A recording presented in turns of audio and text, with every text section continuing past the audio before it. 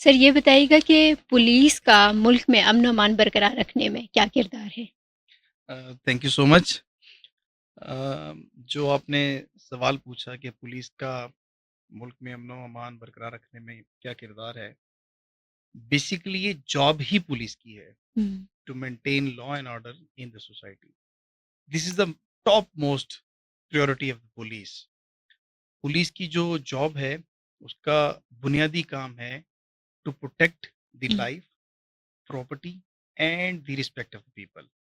और ये चीज़ें कैसे प्रोटेक्ट होंगी जब सोसाइटी के अंदर लॉ एंड ऑर्डर को मेंटेन करेगी पुलिस, जो अमन और अमान की आप बात कर रहे हैं। हुँ, मिसाल के तौर पे कि there is a law and order situation in in any place of the country, hmm, तो यू विल सी के किसी की प्रॉपर्टी को नुकसान होगा, किसी की लाइफ को नुकसान होगा, हुँ, या किसी की रिस्पेक्ट को नुकसान होगा।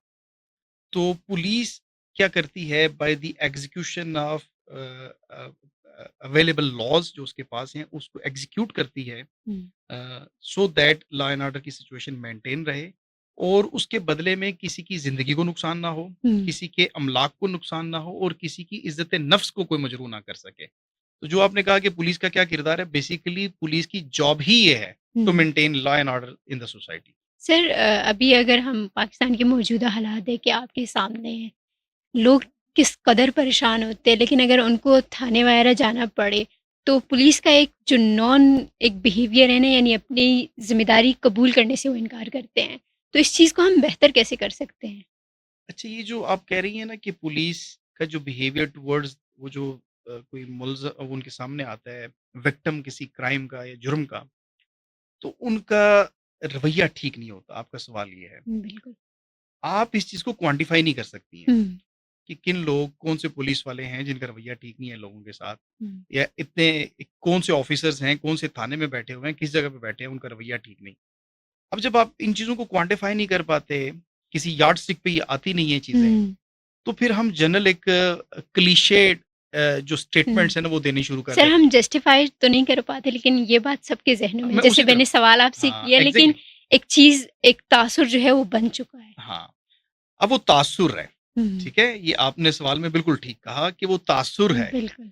तो हो सकता है जो आपकी परसेप्शन है उसमें और जो ऑन ग्राउंड रियलिटी है उसमें बड़ा फ़र्क हो। हुँ, वो जो आप तासुर की बात कर रही हैं ना, हो सकता है वो तासुर बन गया हो, ट्रेडिशनली बन गया है, लोगों का एक थिंकिंग है कि पुलिस कल्चर, ये हुँ, टर्म ही बहुत नेगेटिव कॉनोटेशन इसकी आती है कि मतलब ये कोई नेगेटिव सी बात है। जब आप पुलिस थाना कल्चर की बात करते हैं तो लगता है कि बहुत ही कोई गलत बात है। तो वो over the period of the time ये चीज़ें सारी की सारी डेवलप हुई हैं। मसला ये है कि पुलिस जहाँ पे आप जिन चीज़ों की तरफ आप निशानदेही कर रही हैं, बहुत सारे अच्छे काम भी करती है। बिल्कुल करती हैं। उससे अच्छा तासुर क्यों नहीं बनता? हुँ, ये हमें सोचने की ज़रूरत है इस बात के ऊपर बिल्कुल। कि जहाँ पे आप देखें कि इतना बड़ा हमारा मुल्क है, इतनी सारी आबादी है, इतने सारे डिस्ट्रिक्ट्स हैं, उसमें बैठी हुई हमारी पुलिस फ़ोर्स जो है लॉ एंड ऑर्डर की सिचुएशन को मेंटेन कर रही हुँ, है। लोगों को जराइम से बचा रही है, मुल्ज़मान को पकड़ रही है, हीनियस केसेज़ में लोगों को पकड़ रही है, और उनको कैफ़रे किरदार तक भी पहुँचा रही है, जो बाय लॉ उनको एक मैंडेट मिला हुआ है, उसके अकॉर्डिंगली वो चीज़ें अपनी वो कर रहे हैं। हुँ, अदालतों में लेके जाते हैं, लोगों को सज़ाएँ भी होती हैं।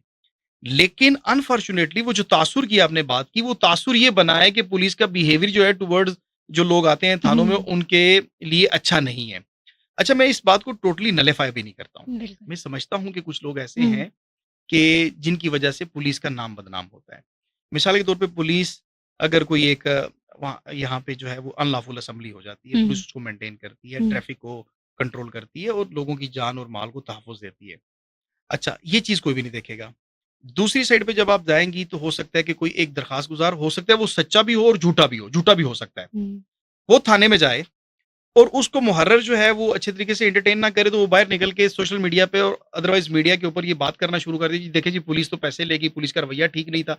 हमारे साथ जो है ना वो हमने दरख़्वास्त भी दी, तो उसके बावजूद हमारे दादरसी ना हो सकी। अब एक तरफ पुलिस जो है वो लॉ एंड ऑर्डर को मेंटेन कर रही है। दूसरी तरफ एक दरख़्वास्त गुज़ार जिसका अभी पता ही नहीं है सच्चा या झूठा है। हुँ, तो लोग उसकी बात को ज़्यादा तवज्जो देंगे एज़ कम्पेयर्ड जो पुलिस ने अच्छा काम किया हुआ है। तो ये तासुर बेसिकली बनाने की बात है। इसमें आप लोगों का रोल जो है वो बहुत अहम है। मैं ये समझता हूँ कि वी डोंट वांट कि पुलिस की प्रोजेक्शन हो, बट वी वांट कि पुलिस जहाँ पे अच्छा काम करे, उसको ज़रूर प्रोजेक्ट किया जाए सो दैट ये वाला तासुर भी लोगों के सामने आए कि पुलिस लोगों की इज़्ज़तों की, अमलाक की और जानों का भी तहफ़्फ़ुज़ करती है। हुँ, ऐसा नहीं है कि पुलिस बिल्कुल बैठी हुई है और कुछ भी नहीं कर रही है, ऐसा बिल्कुल भी नहीं, ये तासुर गलत है। जहां तक थाना कल्चर और रवैये की बात है, वो आप देखेंगी कि जिस तरीके से अभी हमारी पॉलिसिंग के अंदर टेक्नोलॉजी की इंटरवेंशन हुई है, थानों के अंदर कैमरे लग गए, हर बंदे की एक्सेस सीनियर ऑफिसर्स तक हो गई। अभी जो सीनियर ऑफिसर्स जो सीएसएस करके लोग आ रहे हैं, उनकी वजह से आप देखेंगी पुलिस के अंदर थाने के अंदर हर आने वाले एप्लीकेंट को जो भी साइल आता है उसको प्रॉपर्ली एंटरटेन किया जाता है और उसकी प्रॉपर मॉनिटरिंग होती है। फ्रंट डेस्क बन गए, आप पंजाब के थानों में देखें, आप केपी में चले जाएं तो वहां पे भी आपको बिहेवियर चेंज नजर आएगा। एजेके में आप आ जाएं तो हमारे तमाम थानों के अंदर कैमरे लगे हुए हैं जिसकी मॉनिटरिंग हमारा सीपीओ सेंट्रल पुलिस ऑफिस जो है वो कर रहा होता है। सही। तो अभी मुहर्रर के पास या जो फ्रंट डेस्क पे बैठा हुआ बंदा है उसके पास बहुत कम स्पेस बचती है कि वो अपना रवैया रूड रखे सही। किसी के साथ, ये जो कोई भी साइल थाने में आ रहा है। अच्छा, अब अगर आपकी इस बात को मान लिया जाए कि उनके बिहेवियर में इशू है, उसको थोड़ा सा प्रोब करने की जरूरत है कि क्या वजह है। बिल्कुल। मिसाल के तौर पे आप यहाँ पे प्रोग्राम रिकॉर्ड कर रही हैं, आप अभी एक प्रोग्राम रिकॉर्ड करें, आप उसके बाद फिर प्रोग्राम रिकॉर्ड करें, तीसरा प्रोग्राम रिकॉर्ड करें, आपको खाना भी टाइम पे ना मिले और कंटिन्यूसली आप जॉब में 24/7 बैठी हूँ, तो मैं आपसे आपके 8वें या 9वें प्रोग्राम में पूछूंगा कि आपके रवैये में सख्ती क्यों आ गई है।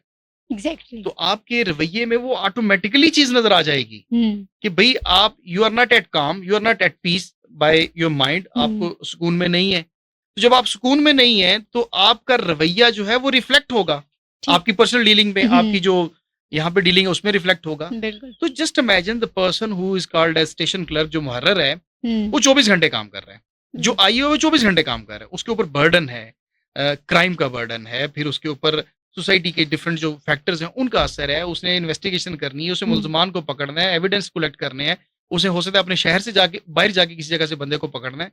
तो ये इतने सारे फैक्टर्स के होने के बावजूद यू आर एक्सपेक्टिंग कि उसका रवैया भी ठीक होना चाहिए। मैं ये नहीं कहता कि बुरा होना चाहिए, लेकिन इस चीज को भी समझने की जरूरत है कि वो 24 घंटे से सोया नहीं हुआ, तो उसका रवैया जो है उसको थोड़ा सा बेनिफिट इस चीज का मिलना चाहिए। या तो हो ना कि उसकी ड्यूटी 8 घंटे की, उसको पता हो कि मैंने 8 to 10 जो है वो काम करना। लेकिन सर जो शिकायत लेके आ रहे हैं वो इस चीज का एहसास कैसे करे, क्योंकि वो तो खुद उस वक्त एक मुसीबत में है।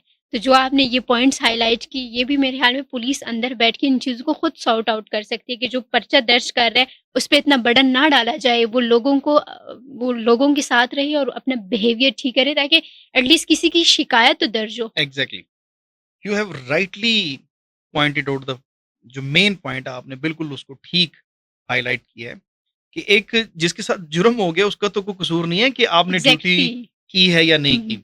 मैं उसकी उस रवैये को जस्टिफाई नहीं कर रहा हूँ, मैं सिर्फ उसकी कंडीशन बता रहा हूँ। अब यहाँ सर मैं इसी कंडीशन की ना आपसे सोल्यूशन जानना चाह रही हूँ कि अब ये जो एक पर्सन है जिसने आवाम की तहफ़्फ़ुज़ करने हैं, अब उसको आप इतना बर्डन ना डालें उसके ऊपर, यानी उसको एक साइड पे रखें कि वो लोगों को देख सके। So what is the solution about that?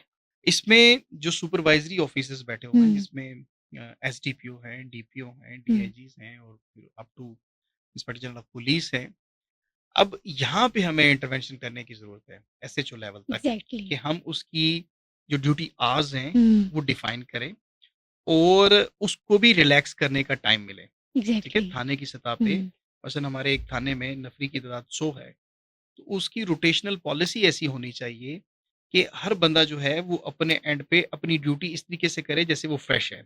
मैं इसकी मिसाल आपको देता हूँ। मोटरवे पुलिस हमारे ही मुल्क में और बहुत अच्छा काम कर रही है मोटरवे पुलिस।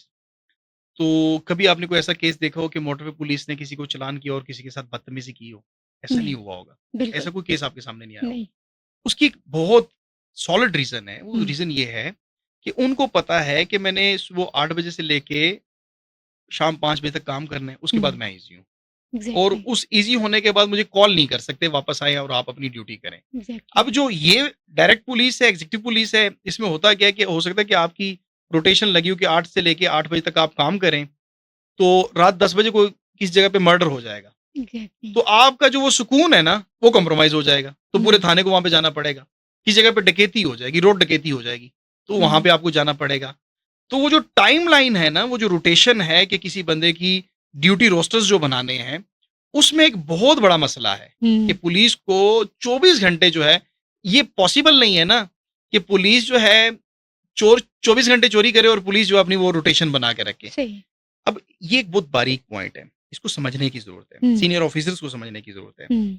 ये चीज़ होने के बावजूद, ये सिचुएशन होने के बावजूद हमें हमारे कांस्टेबलान को, हमारे इन्वेस्टिगेटिंग ऑफिसर्स को हुँ। और हमारे एसएचओज़ को इतना स्पेस, इतना क्वेश्चन ज़रूर देना चाहिए कि वो अपने पर्सनल लेवल में और अपनी लाइफ के अंदर ईज़ी रह सकें। जब एग्ज़ैक्टली। वो ईज़ी रहेंगे तो उनके रवैये में जो है वो बेहतरी आएगी, रवैये में बेहतरी आएगी तो जो भी साइल थाने के अंदर आएगा, हुँ। वो अच्छा ही एंटरटेन होगा वहाँ पे।